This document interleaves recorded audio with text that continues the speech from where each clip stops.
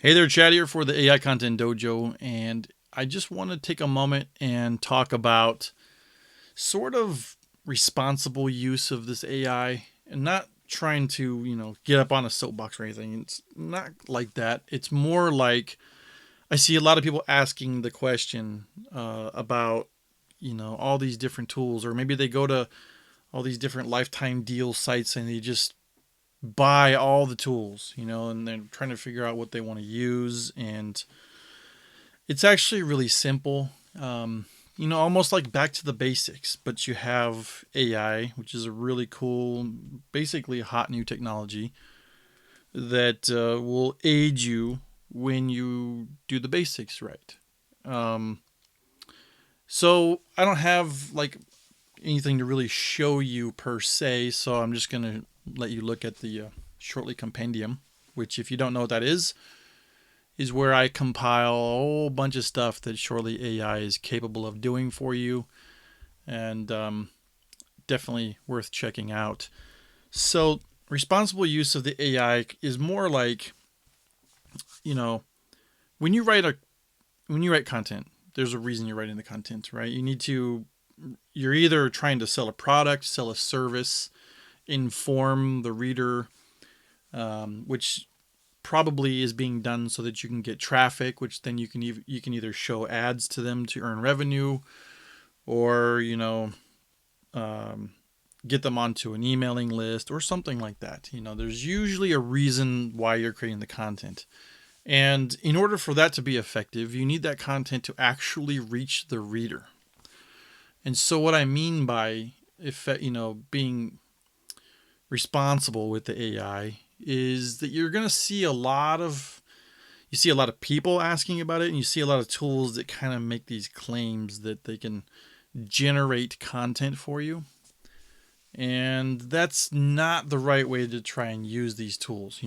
If you're trying to do like article rewriting or article spinning, and think that that's going to get you content that's going to rank, no. No, this AI is not like that kind of magic. It's pretty magical, but it's not that kind of magic. If you don't know your topic, or you don't research it enough to know the topic well enough, and you just generate content about it, how do you know that you're actually reaching your reader and giving them what they actually need based on the search? I say this a lot in some of my videos, and it's you know the there's no like trick to doing well on online. Really, it's effort. You literally, these tools are excellent, but they're not going to make it effortless. And so, don't buy into the to those maybe services, or somebody trying to sell you courses or whatever. Nobody's going to 10x your productivity magically with an AI tool. You have to still put in some effort. You put in less effort, to do parts of the content creation, but ultimately the effort really never has been necessarily the writing. It's been, the really hard part is answering the intent of that reader perfectly.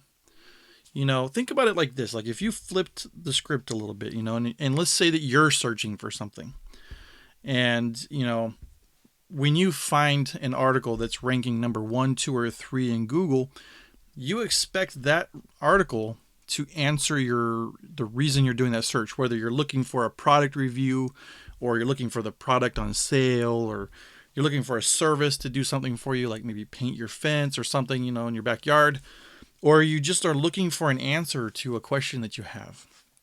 You expect it to give that to you, right? Whatever that expectation is. Now think about that. If you're the writer, you're writing some content, you're creating it. If you're generating that content from the AI and you don't know the subject, the chances are is you're going to create something that doesn't really fulfill perfectly, or it might actually fulfill what the reader wants, kind of, but it isn't going to do it better than the other stuff that's already out there without any research or anything like that. So the effort isn't necessarily, or at least now that we have these AI tools, it's less the writing, even more less the writing, about the writing, and more about spending the time to really make that connection for the reader. Like they land there, they know instantly what they're getting themselves into. They know that the answers that they feel, right there, the first thing they see, they feel like they understand that this is the content that's going to give them the answer that they seek, the reason that they're reading the article. And those types of articles are the ones that Google wants to reward.